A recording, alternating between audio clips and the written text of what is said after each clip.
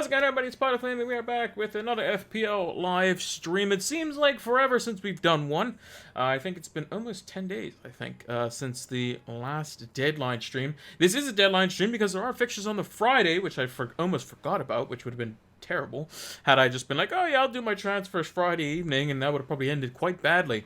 Because I have 2 frees this week, although I have used one already, and we'll see who that is in a bit. But it's going to be a bit more of a free-form kind of deadline stream today. We're going to talk about basically what's going on in FPL in the last week or so, and kind of give it as much of a FPL context rather than a kind of real-world context as best we can, or at least give the coverage of it. Yeah, we're back. We have limited fixtures this week as well. Title of the stream, Postponements. Yes, Postponements again. Just one a normal season, but luckily it's only a couple for this week, which will be rearranged. We'll talk about the one that's also postponed in Gameweek 12 as well. And we'll do our predictions as per normal.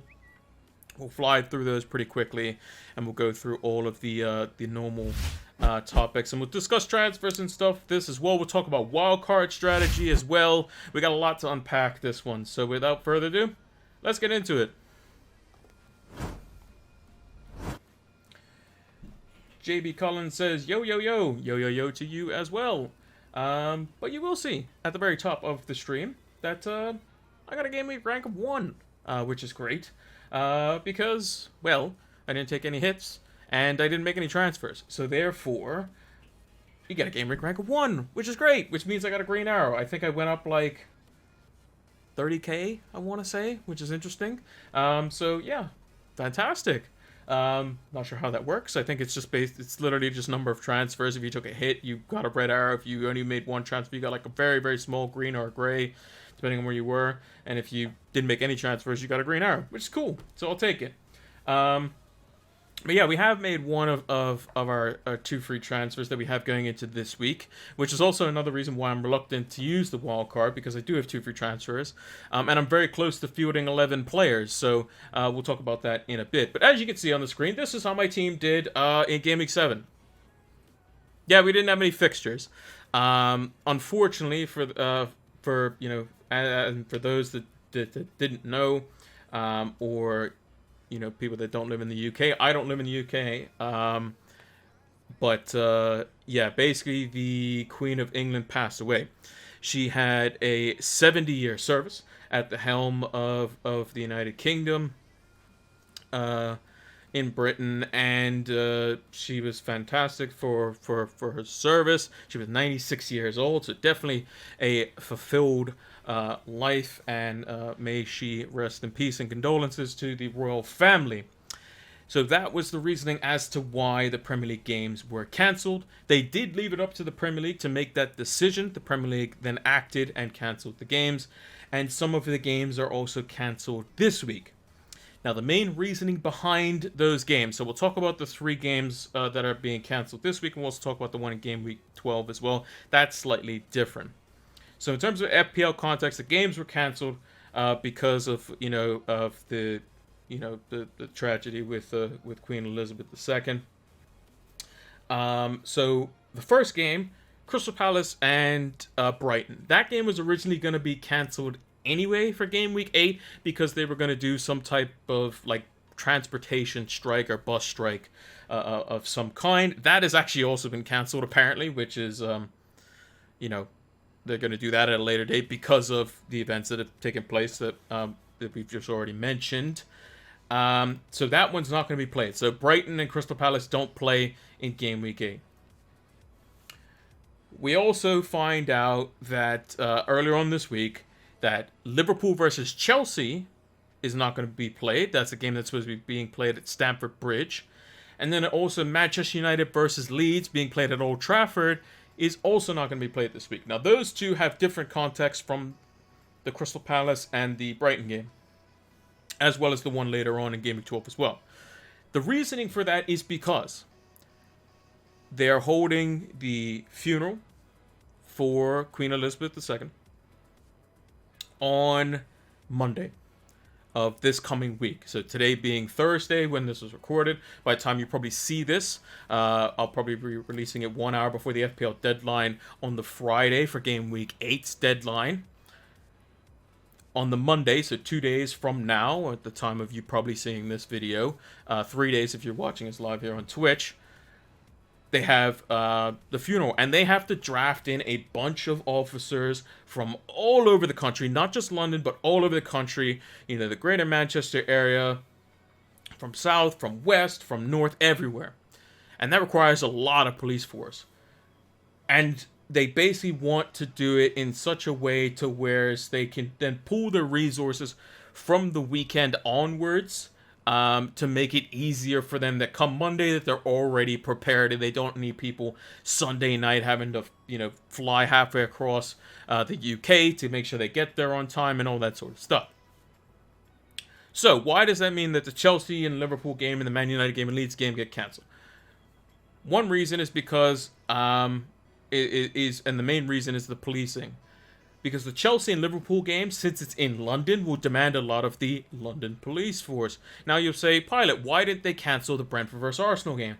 The difference is because there's so many Liverpool fans, so many Chelsea fans that will go to this game. There's probably a bit of rivalry, a bit of steel between the two teams, so things could require a bit more policing than, say, Brentford versus Arsenal. It'd been a different story if it was Arsenal versus Spurs, which is Game Week 9. That's a bit different. That's also that would be the reasoning why the Man United Leeds game is getting postponed. It's because it's on the Sunday, 1 day closer to the funeral, 1 day before the funeral. Therefore, that amount of policing that is needed for the Man United versus Leeds game, a head-to-head rivalry, a long-term rivalry, a very aggressive rivalry, they need to basically require probably the double amount of policing that they need for a normal game. And then it would also, since I think it was supposed to be played at around like 4 in the afternoon UK time, so you're looking at the police probably not getting out of there until around 7, 8 p.m. And they need to be up bright and early the following day in London, ready to go for the day's work ahead for the funeral and what they're going to be partaking in that. So they canceled those 2 games, and I think that's a fair assessment. If you look at the games, we'll take a look at the games on Sunday. Everton, West Ham, not a real big rivalry. Don't really require that much policing. Same with Brentford, Arsenal, not the craziest. Spurs, Leicester, there were thoughts of people saying, maybe that game might get canceled, one of the big games in London. But again, it is on Saturday, so there is a bit of leeway, and I think a lot of the attention would have gone to Chelsea, Liverpool anyway, so they kind of took, I guess, the worst of 2 evils in a sense. Wolves versus Man City, that's, perfectly fine. Newcastle, Bournemouth, perfectly fine. There's no real need there. And then the Friday games are obviously perfectly fine as well. So, Arsenal versus PSV is another game that got cancelled. Now, that is not in the Premier League, obviously, PSV being from the Eredivisie. That game got cancelled midweek, and that game has now been pushed into Game Week 12, basically meaning that Arsenal versus Man City, which is going to be was supposed to be in Game Week 12, is now a blank for them. Now, whether that game gets moved into a double before or after that, we don't know the details on that, but that's just something down the line, which basically forces Arsenal to play, I think it's like 9 games in October specifically, which is quite a lot, actually. So Arsenal got a little bit of the short end of the stick there. I think United did as well, especially since United was on good form. So I think United and Arsenal probably come out the worst out of this. I think Liverpool and Chelsea, Liverpool not in the greatest of form at the moment. Chelsea got a new manager. I think they're probably pretty happy that they don't have to play each other, to be honest, at for such a crucial game. I think they would have gladly taken that. So I think if you're Arteta and Pep Guardiola, though, for this week, based on your fixtures that you have, I think you're probably pretty happy because points on the board is better than the games in hand.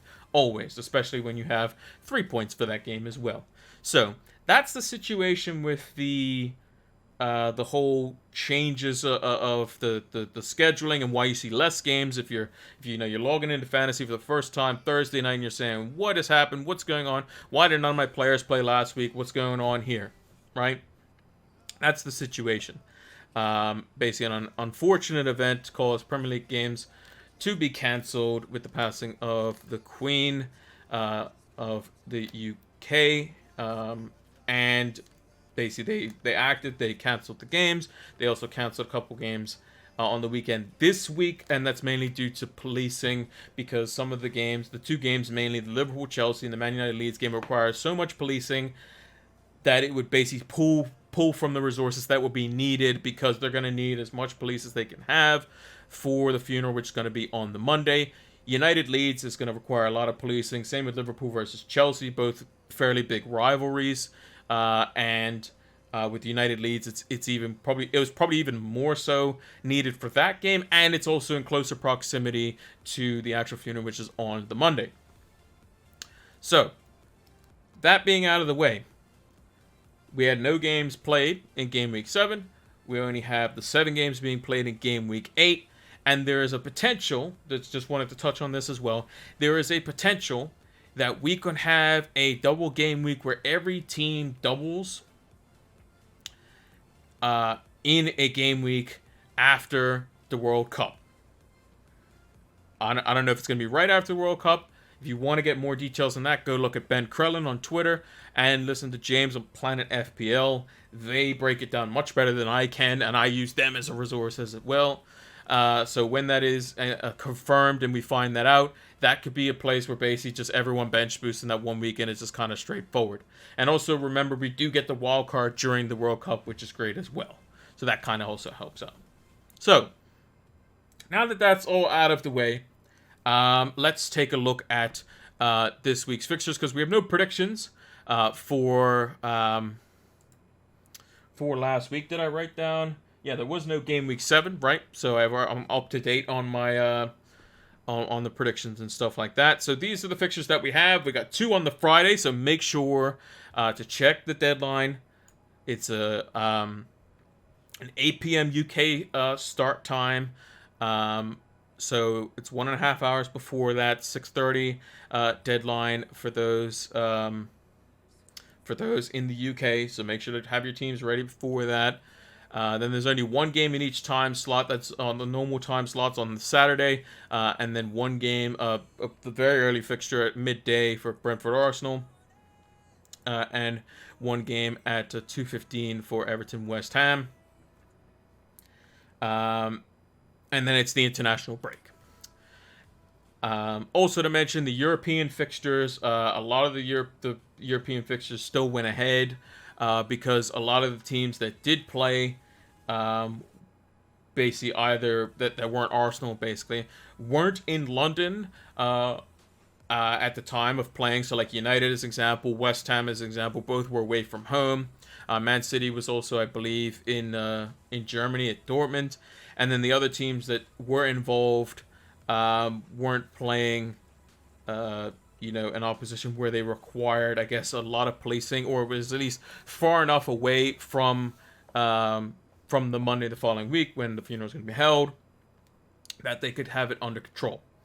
And as it is, the Arsenal's fixture versus PSV has to get rescheduled in such a way to where they have to get that games, because they want all the group games done before the World Cup. They want all of them. All UEFA competitions, group games need to be done before the World Cup. That's going to take precedent over any Premier League game. I think worst case scenario, they extend the Premier League season, which probably eats into next season and makes that worse. But we'll get onto that when time comes for that. But here are the fixtures. Let's bring up my predictions notepad here. So here's the notepad. Don't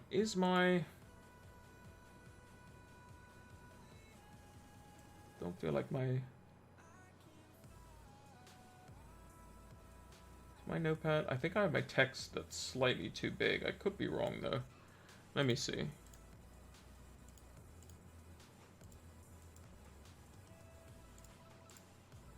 Did I have 18 font? I can't remember what the font was. Anyway. We got it all sorted there. So you can see everything on the screen there. So I'll run through each one by one. We also have a website where I do the predictions as well. You'll see me retweet them and the stuff quite often for that. Let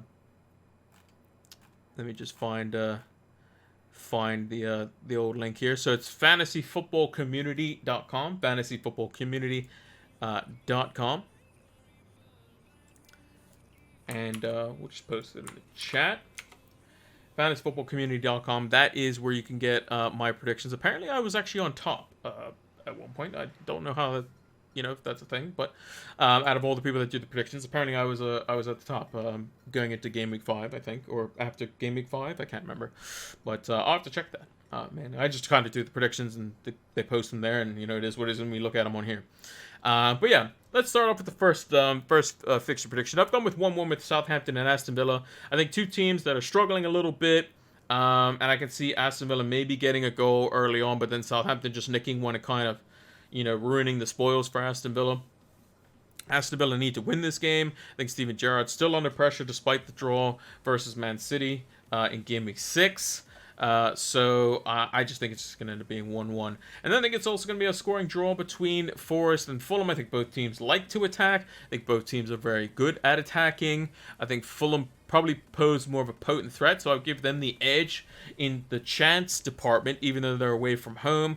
But I think Forest are probably slightly better defensively, and that's mainly attributed due to Dean Henderson, I guess. But again, he has made a couple mistakes recently. Not the media won't say that. Basically, they'll only talk about De Gea apparently. Bit of United bias there, but regardless, I think that'll be a very exciting game to watch. That's the one I'm going to be keeping an eye on. A lot of managers are going to have Mitrovic on their newly wildcarded teams, so one to keep an eye on there. Wolves versus Man City, 3-0. I think it's going to be pretty straightforward. City got the win over Dortmund. They're going to get the win over Wolves. Pep can go full strength, and they'll be fine. One thing to also note in that game, come to differentials as well, is that basically when Pep needed to get back into the game and win it, he brought on Foden, he brought on Julian Alvarez, and he brought on Bernardo Silva. And I would not be surprised if that team that he had when he made those 3 substitutions starts this weekend, which is why I'm a bit worried about Gundogan starting in this coming game. But I kind of have to keep him because I don't really want him to be taking a -8 for Gundogan if he is going to start, which would be a bit unfortunate. Newcastle, Bournemouth again, 3-0. I think Bournemouth aren't the greatest team, arguably the weakest team in the Premier League at the moment. Newcastle at home are just formidable. I think Isaac's very good. That's why he's on the differentials this week. We'll talk about him in a second, a little bit more. And I think just Newcastle quite potent as well. I think a lot of managers are going to be jumping on double, maybe even triple Newcastle this week as well. Brentford, Arsenal. I think that's actually going to be... Oh, sorry, skipped over one. Spurs and Leicester. Spurs will win 3-1. I think Spurs will win 2-0, but every Leicester game seems to start 1-1 anyway, so I think Spurs will win 3-1.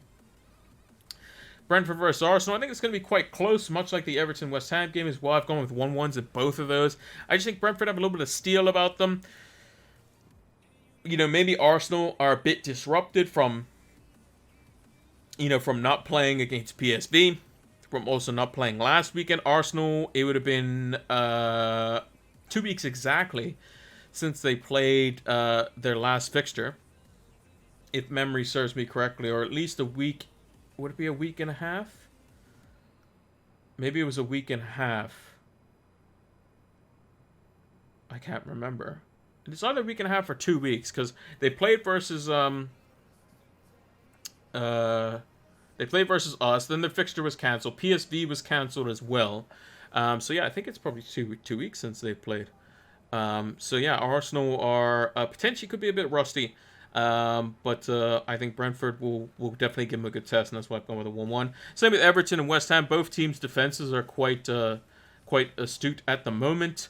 I think West Ham are slowly getting players back from injury. I think Everton's defense overall has been very good. So I've gone with a 1-1 there as well. But I do think both teams there in that one have a chance to keep a clean sheet. Whereas I think in Brentford and Arsenal, I think both teams are definitely going to score. I just think it's going to be a draw in some capacity. Both teams will share the spoils there. In terms of the clean sheet differential picks, Newcastle's the clean sheet I've gone for. I think it's pretty straightforward going up against Bournemouth. Martinez from Aston Villa, I think he potentially could keep a clean sheet. Maybe get some save points versus Southampton. If he's going to keep one, it will be versus Southampton. It's just if Southampton get that one good chance, will Martinez save it? Or will Aston Villa just get blown out of the water? I think regardless, Martinez will probably make a good few fair saves. Emerson as well, I think the likelihood is that Everton will probably only score 1 goal at most. So I think he's potentially good for a clean sheet. He's also very good on the wild card as well. 4 million playing wingback defender. Also started again tonight in Europa League. Phil Foden, I tried to keep the differential picks under 10% this week just because there's less games.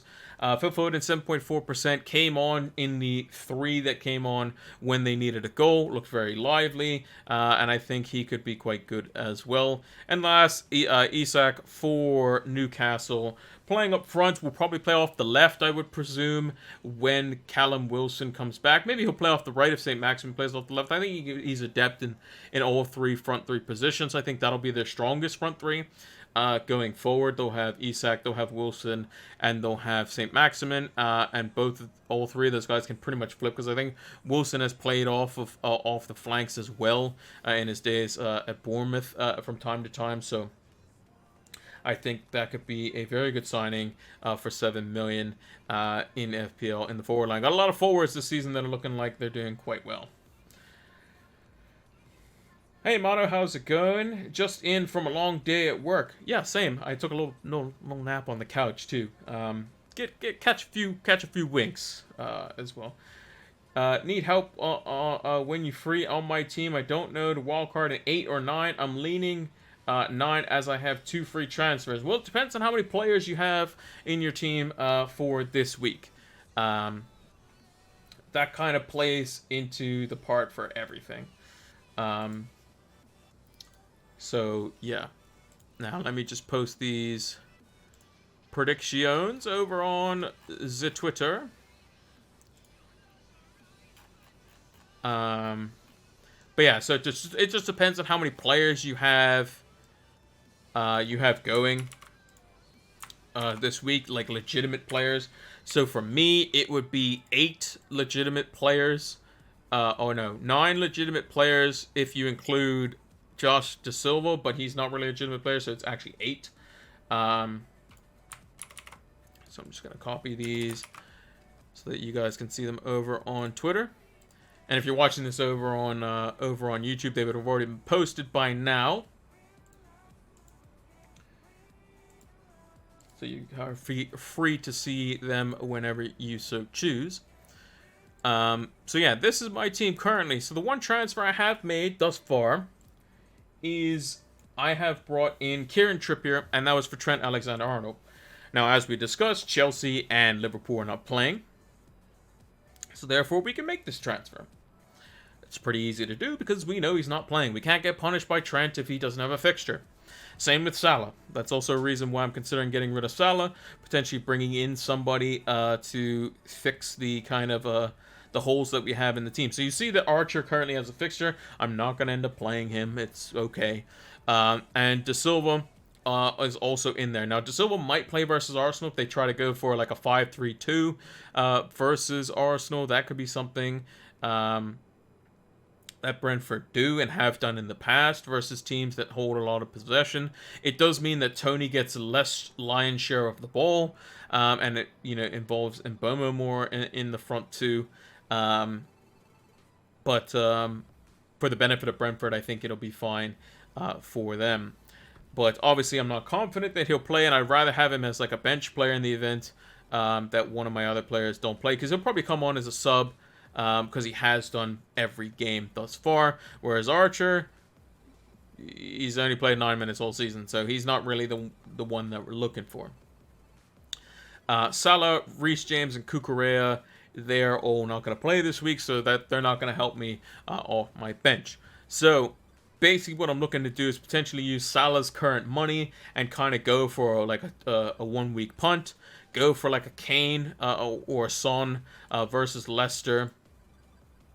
and then wildcard in game week 9. I'm not opposed to taking a hit either as well. So if you look at my current team, so again, Mono, you can do this as well, looking at your team. So I have Henderson, perfectly fine. We have Ward as backup, perfectly fine. We got goalkeeper sorted. So that's one player. Cancelo is 2. Perisic most likely to start as well versus Leicester at home before the international break is 3. Trippier is 4. Andres Pereira is 5. Gundogan, half of one is like 5.5. De Silva is a half as well. So we kind of have like 6 players, sort of, but more like 5 if Gundogan doesn't play.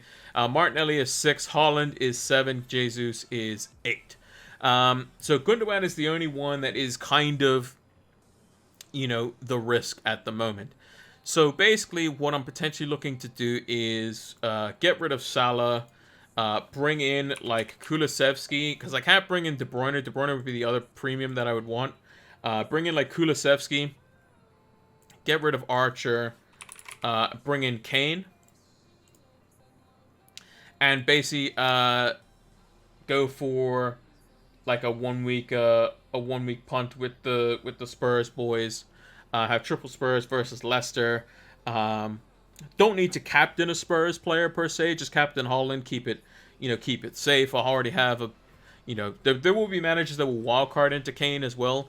So then I would have a starting lineup of Henderson, Cancelo, Trippier, Perisic, Martinelli, Kulusevski, Gundogan, Andreas Pereira, Jesus, Kane, and Haaland. Now, the one thing I do have an advantage is that I will have Jesus, who will be in a decent bit of teams still. I mean, 75% still. That number will go down significantly by the time, almost likely by the time tomorrow's deadline comes around, because there'll be a lot of managers on wildcard, and we could potentially get a last hurrah from Jesus before we wildcard him out as well. So, one to kind of keep an eye on. The other thing that I was also thinking of as well is if I think that Son is going to start, although it's much riskier because Conte keeps talking about, Son's not necessarily nailed on, but I think Harry Kane definitely is. We can get up to an 8.5 million forward. So if I wanted to go like Son, bring in Isak, I can go for Mitrovic as well. He's looking to, he's gaining some steam. 6.9 million already, 28% owned. He could be good, although I wouldn't like him versus Dean Henderson. I mean, I already have Andreas Pereira playing against Dean Henderson. So yeah, in an ideal world, Mitrovic goes to take a penalty. It's saved by Dean Henderson, and then later on in the game, Andreas Pereira scores a screamer or something, or Dean Henderson just keeps a clean sheet, but Nico Williams gets taken off at 59 minutes or something like that. Something crazy, but that's probably not going to happen. But yeah, that's kind of what I'm looking at. I'll probably have to mill it over a little bit more, all things considered, because it is a bit of a decision. I'm still not entirely sure. I know I definitely want to get rid of Cameron Archer because he looks like he could be going down in price tonight. So I'm just going to take a look at that again while we're live. So this is just a website that has basic estimations for player prices going up and down. It's just an algorithm that kind of guesses what players are going up and going down.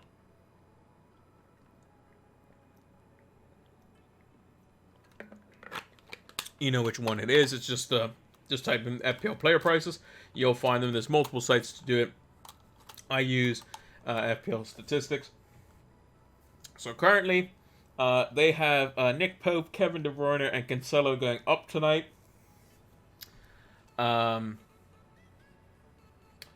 And players going down tonight would be Gabriel Jesus, player that we're potentially keeping in our team, but Gabriel Jesus is currently at 8.1. If you had him at 8 million, doesn't matter if you sell him tonight, you're not going to gain any sell value anyway. Cameron Archer, who we currently have in our team. Taylor from Forest. De Silva from Brentford. Again, that's not going to affect your sell value if you had him at 4.5. Brian Mbomo, Ait Nouri, Bruno Guimaraes, and Good from Brentford as well. With players like João Moutinho, Decore from Everton, Brunt, Calvert-Lewin, Arthur, Cafu, Grealish, Vardy, those sorts of players in and around potential drops. So, yeah. could be some potential changes tonight, which could impact things, and I could gain a little bit of value, or at least save some value because of the fact that they would be going down in price.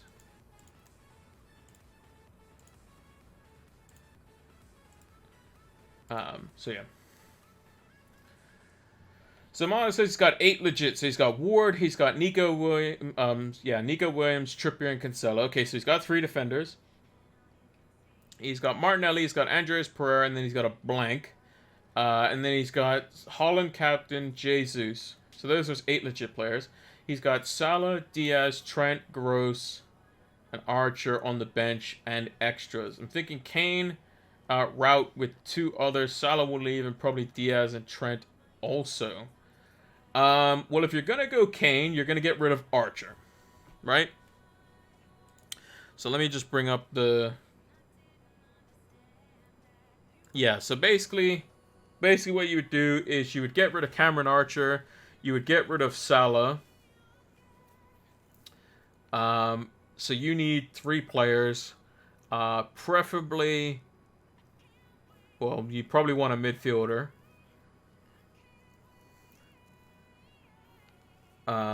I mean, if you're going to play Ward versus Spurs, I mean, sure, that's fine. I assume your other goalkeeper Sanchez, if that's the case. If you're playing Ward. Or you have the double Leicester goalkeepers, which is fine too. So yeah, you would just get rid of Salah. You would get rid of Archer, and then you get rid of one of Diaz or Trent, and then go for those 3. I mean, alternatively, you can just kind of ship 10 players.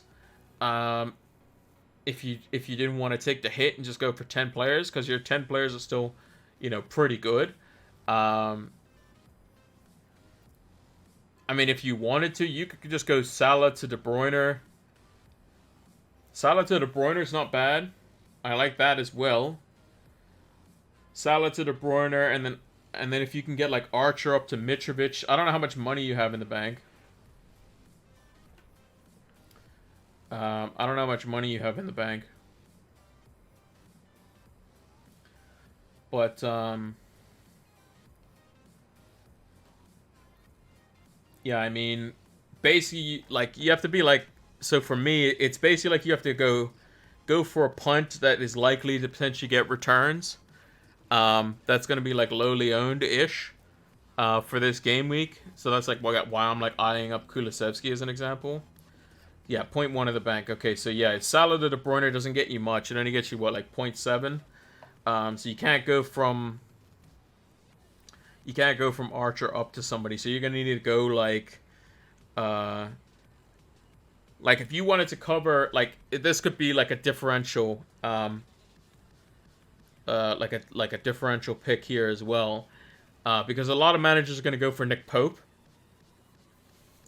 You can go, like, Trent down to, like, Sven Botman, as an example. So you still have double Newcastle defense, if you wanted to go that route. And then you take Salah, drop him down to De Bruyne if you wanted to, and then you can then upgrade. Archer to somebody. So Trent down to Botman would be what, like 3 million? Yeah, so you can go Archer up to whatever forward you want, basically. Yeah, Gordon this week's probably not bad either. He's been playing well. Again, West Ham's defense is a bit kind of, steely, as it were. So again, a bit risky, I think, on that one. But again, it's a cheaper punt.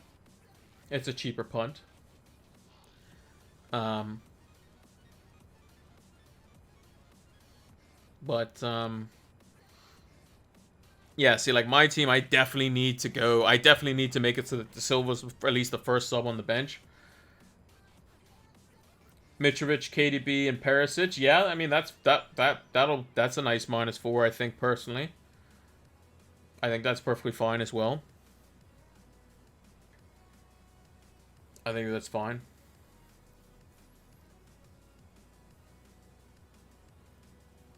I like Isak this week as well versus Bournemouth. I think he's good. Um, Obviously, I'll still have Jesus, but yeah. My worry is second guessing Pep. De Bruyne is going to play. He'll play De Bruyne versus Wolves because De Bruyne scored 4 goals versus Wolves last week, or not last week, but last time they played a Molyneux. Paris is also Champions League. Yeah, but they played on Tuesday, so it doesn't matter.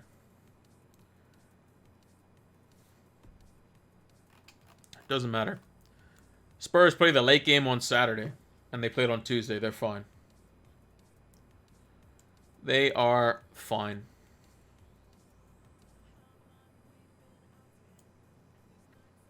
I think the only rotation, the only rotation you might see is up front. I think you might see like Richarlison and Kulusevski and Son be on the bench. That's why Kulusevski is a risk, but I might go for it anyway.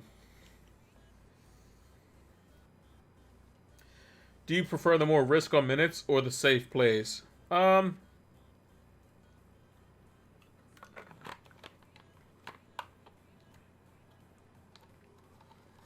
mean, I just like the exciting picks.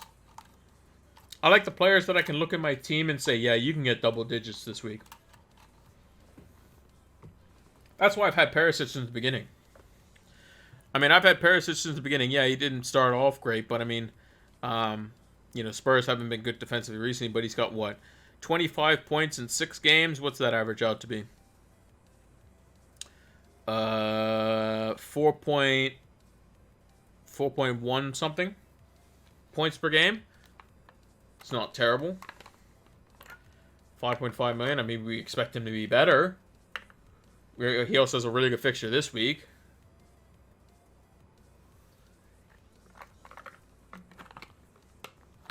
But Perisic, I think, is like one of those examples of risky pick. Another example of risky pick, a minute's risk, is Gundogan.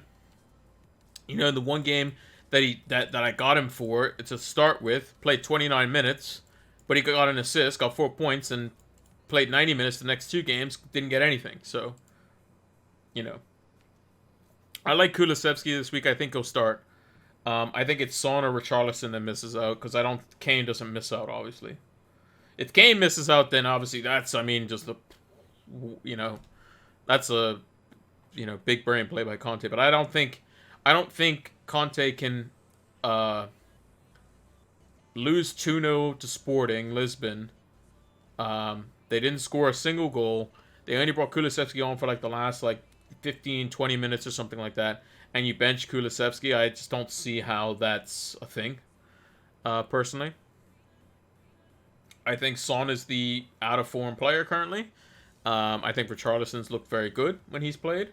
So I think Son's probably the one that makes weight. So I would say those that have Son this week, it is a risk.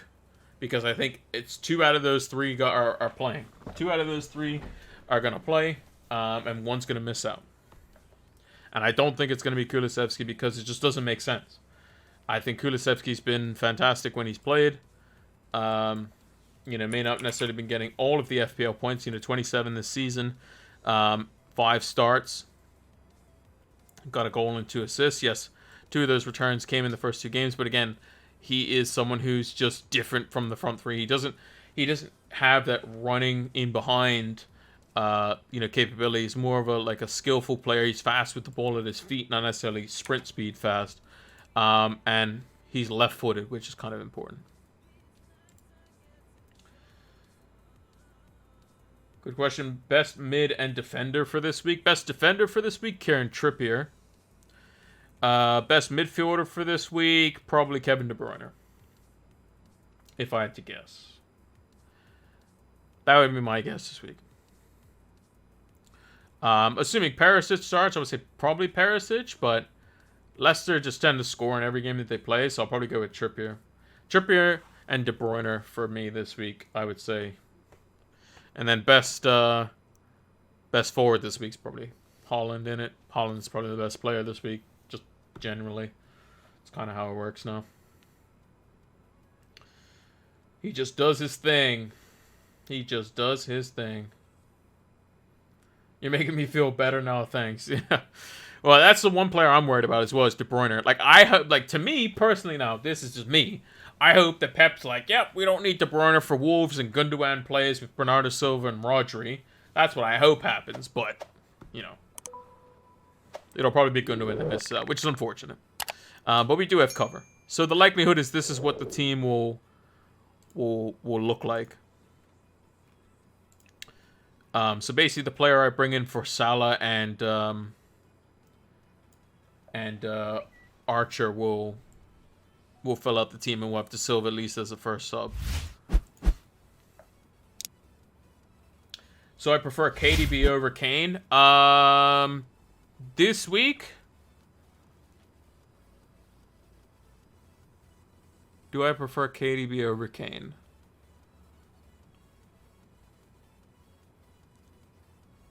Yeah, I would say based on Spurs' current form, it's a bit inconsistent. Although their opposition is easier, I think you can't go like that KDB, if he gets a return, he's like a minimum of like 8 or 9 points.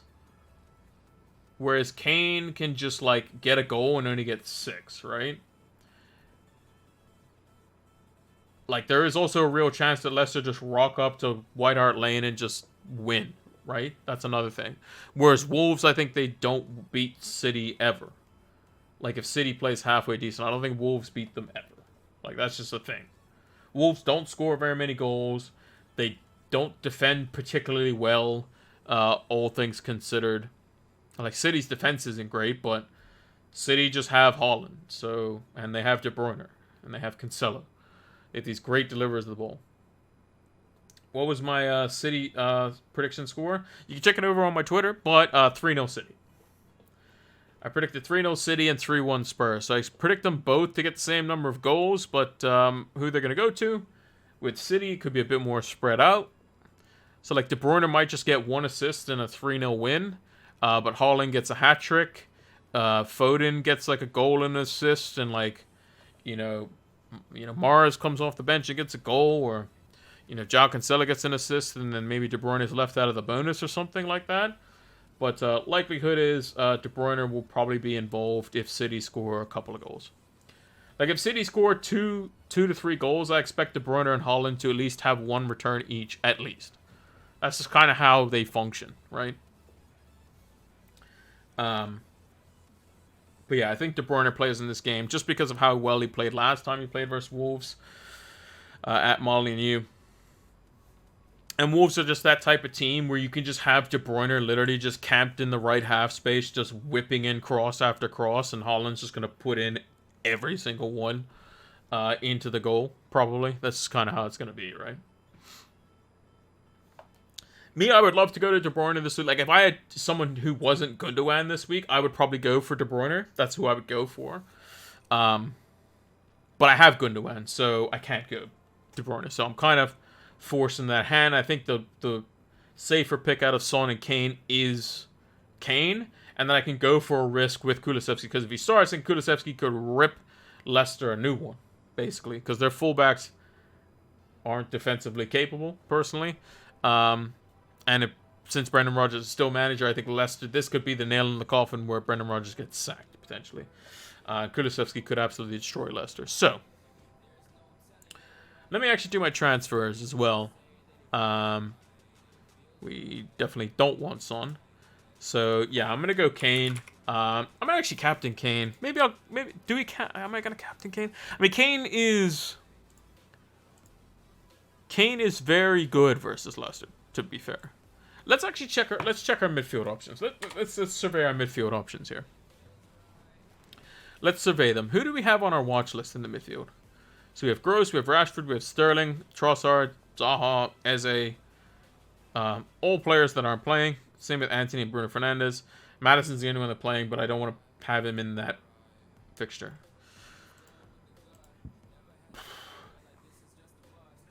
So yeah, like, I would love De Bruyne, but I have Gundogan, so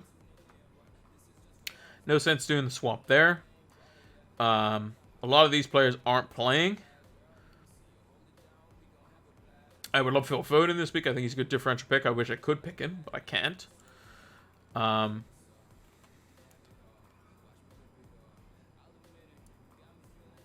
Like if United were playing this week, I would have gone for a punt on like Jadon Sancho or somebody like that.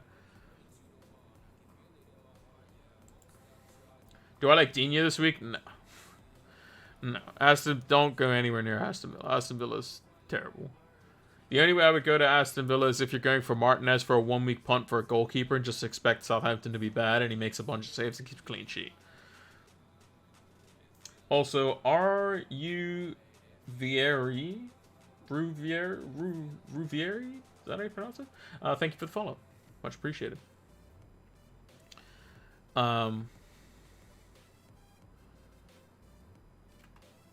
yeah, the only, like, if you look at all the players on this list, Gross not playing, Rashford not playing, McAllister, Rodrigo, Salah, already have Martinelli, De Bruyne I can't get, Odegaard, Sterling, Bernardo I can't get, Trossard, Diaz, Zaha, Gundogan I have, Harrison, Sancho, Ola are not playing. Harrison Saka I could get, but do I want to get triple Arsenal versus Brentford?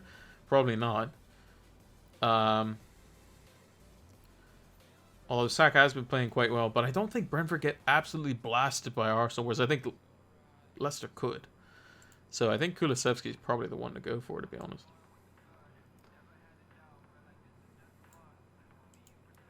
So my dilemma this week is Kane, Kulu, and Schär versus Mitrovic, KDB, and Perisic. I like the Mitrovic, KDB, and Perisic, to be honest. I think the more differential would be the Kane, Kulu, and Schär one, for sure. Like that would be probably the more like, ooh, what could happen here, you know? But like me, I'm kind of forced into that. Like if I could have, you know, like no qualms, like against, like if I had to pick between those two, I would go with the KDB. I wouldn't even go Mitrovic this week. I wouldn't go Ivan Toney this week. I would go Isak this week. That's what I would go for. It's like if I had to make like a wildcard team for this week, actually let's do that. Let me just make my transfers first because I'm gonna bring in Kulusevski and Kane here. Make sure I'm doing it for the right players. Salah and Archer. Yep. Okay. Confirm the -4. Let me rearrange the team. How am I going to do this? Holland needs to be on the far left. So how does this work? Okay, there we go.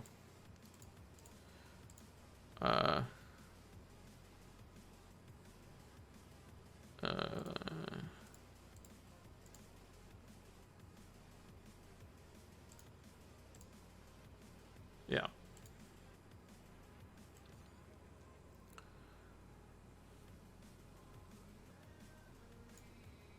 So yeah. I'm not decided on the captaincy yet. Also, normally I would do the tables this week, but it's a bit disorganized this week. But me personally, I think you go Holland or Kane. I think you just if you have De Bruyne in your team, I think that's more than enough. De Bruyne's not going to be over 100%. I don't think you go him because if De Bruyne gets a return, like Holland's going to be on the score sheet shortly, right? So that might come down to the wire between Holland and Kane. I'm not decided on that yet. But I will post my team. So if you're watching this over on YouTube, I know this is VOD from Twitch, but if you're watching this over on YouTube, make sure to go check out my Twitter. The tweet might have already been out by now of my final team. And it's just going to be the captaincy. It'll either be stick with Holland or swap to Kane or vice versa. Like, what's Holland's ownership? Oh, yeah, 80%. Okay. So, yeah.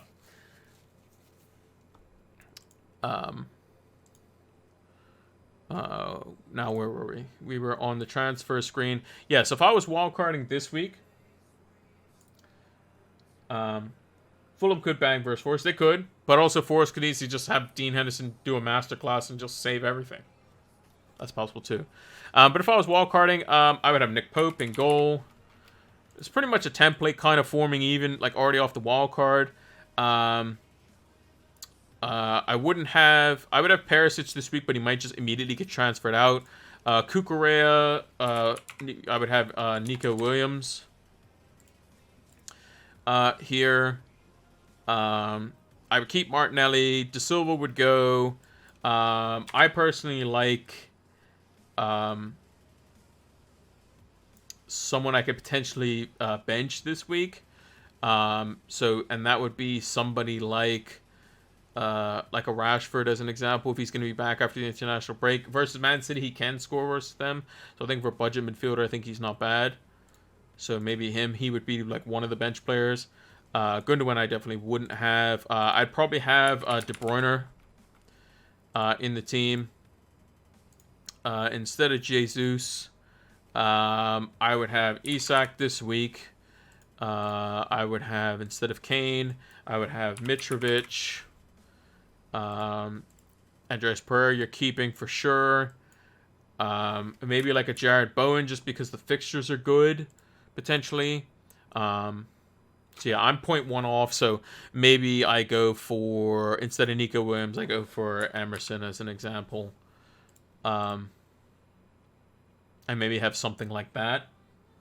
That could be something that we go for. The only issue with this team is that I have no way to get back to Salah in one move, and I have no way to get back to Trent in one move in the event that I want to do so.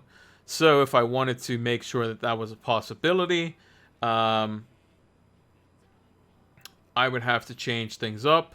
How would I do that? Well, it would be to be a bit more, a bit lighter in midfield. How would we do that? Well, instead of Rashford, we could potentially get someone a bit cheaper.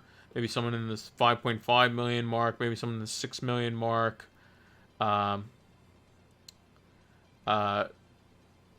Zaha's the one that we kind of keep. We don't go for Bowen, which means we can actually still keep Rashford in that instance. Gives us 0.9 million, allows us to go from De Bruyne to Salah. It allows us to go from Cancelo to Trent. We can't go from James right up to Trent, which is something as well. We definitely can't go from Perisic right up to Trent. We need to alleviate another million someplace else as well. Where would that be? It would basically be like we didn't have De Bruyne and we had Kane instead. So instead of De Bruyne, let's say, it's De Bruyne and Isak versus Kane and, a cheaper midfielder. Let's say, I'm just trying to think of a cheaper, like 6 million-ish midfielder or someone in that category. Maybe you go for like a Sancho who's been very good.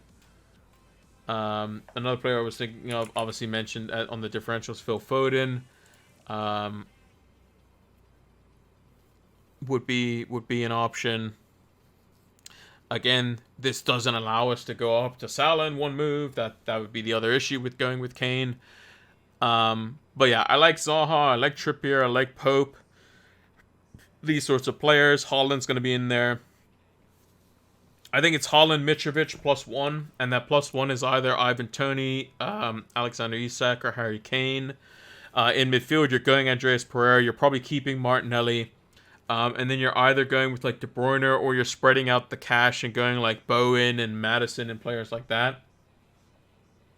In defense, I think it's pretty template. I think you're going Perisic on the wild card this week.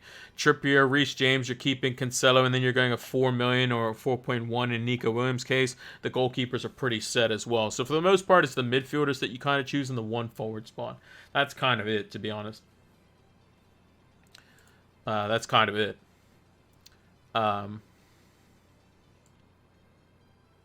So, yeah. That's the only thing I can kind of draw up. Obviously, for Game Week 9, it's a bit different, but we'll talk about that more next week, because that's probably what I'm going to be doing.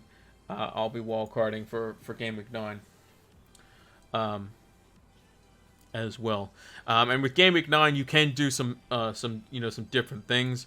As an example, Chelsea's run of fixtures are very good up until the World Cup. So if you wanted to jump on them, you know, Crystal Palace away is going to be quite tough, but a Graham Potter team doesn't particularly do very well versus a Zaha. But maybe with Chelsea that's different. Wolves, Villa should be easy. Brentford and United will probably be a bit stiff. Brighton should be easier now that Potter's not there, in my opinion. Arsenal is tricky. Newcastle away is going to be tricky, and then Bournemouth and Forest. So all things considered, quite good. If Chelsea play up to their potential, then they should be able to beat teams. I would say keep an eye on like the likes of Aubameyang. I would say keep an eye on the likes of Cucurella,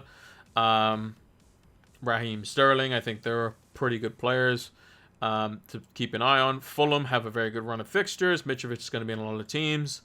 Same with Andreas Pereira. Newcastle definitely going to be in a lot of teams for sure. These next three are very good. Like I wouldn't even rule out me bringing in Isak for these two fixtures versus Fulham and Brentford, and then maybe bench him for Man United away, and then play somebody else in his stead, and be a bit more balanced with it. That's another thing to look at, because like who do West Ham play? So what was it? It was they play United in what, game week 11? So who did West Ham have in game week 11? So if I had Emerson, West Ham have Southampton away, so that could be a clean sheet there as well. Mind you, might just play Isak anyway, but yeah. So this team, as it stands, again, make sure to check my Twitter, because that'll be the final version of the team. But this team, as it stands currently, it probably won't change after this. I think Haaland's probably the smart, safe captain to go for, considering I already have triple Spurs in the team as it stands. But Henderson in goal, Cancelo, Perisic, Trippier, Gundogan, Kulusevski, Andreas Pereira, and Martinelli, with Haaland captain, Kane with the vice, and Jesus with just the one sub of De Silva on the bench, and a backup to Henderson with Ward in there as well. So yeah, that's gonna do it for this stream. Those that join us on Twitch, thank you for joining us live. If you're watching this over on YouTube, thank you for watching the VOD. Hopefully I answered the questions in the chat, because I will look at the chat tomorrow as well, while the VOD is live. So if you have any questions during that, hopefully you posted them, and hopefully I was able to answer them and help you out. But yeah, thank you all for watching. Now, before we sign off, let's move over to our sponsor. So our sponsor and partner is Fantasy Football Scout. We didn't use any of their tables this week. It was a bit of a kind of a rushed week. It was quite busy, and then FPL kind of sprung the whole, hey, look, we're back, and here's some of the fixtures that were removed. So kind of had to process all the information. Didn't have time to set the tables up and whatnot. So but yeah, thank you to Fantasy Football Scout. Hopefully things next week are back to normal for game week. Well, it won't be next week, the week after, for game week 9. I'll be on a wild card as well, so I'll be doing one of those videos over the international break as well. So yeah, make sure to check out that sort of stuff. And all the videos that have any form of stats in them are going to be from Fantasy Football Scouts members area. It's going to help elevate your FPL games. So make sure to check it out. Link is in the description if you're watching this on YouTube, over on my Twitter bio, or in the About section if you're watching this here on Twitch. Now, let's move over to the big screen. So, if you're watching this over on YouTube, hopefully you've got your lineups all set up for the Game Week 8 show, as it were. Game Week 8 should be, or at least the deadline will be somewhere. I'll try to see if I can time it to where it'll be somewhere around now-ish. So happy Game Week 8 to everyone. Hopefully you have a successful one. Hopefully those on wildcard are successful this week as well. I'll be looking to do a wildcard, like I said, probably for Game Week 9 over the international break. And yeah, thank you all for watching. Make sure to like, subscribe, follow us over on Twitter and Twitch, all that good stuff. Leave a comment on the videos if you have any questions, and all that good stuff. And until the next one, take care.